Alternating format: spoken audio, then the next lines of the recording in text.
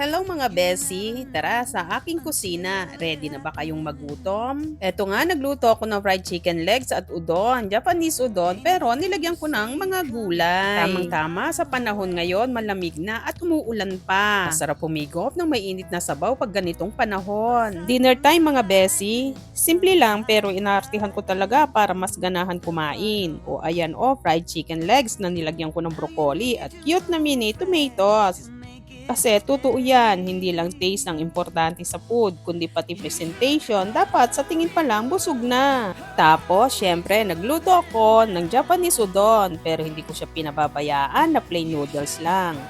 Nilagyan ko pa ng cabbage at carrots para may kulay, may freshness at mas buhay tignan. Kasi hello, life is too short para kumain ng boring na noodles, di ba? Ngayon, ito ang lesson mga besi. Minsan, akala natin kailangan ng mamahaling bagay para maging special.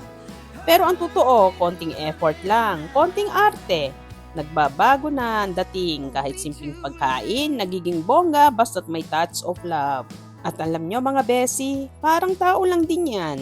Hindi mo kailangan ng sobrang grand gesture para mapansin. Minsan, yung simpleng effort, yung pag-aasikaso, yung pag-aalala, yung simpleng smile, yon na yung pinakamasarap sa puso.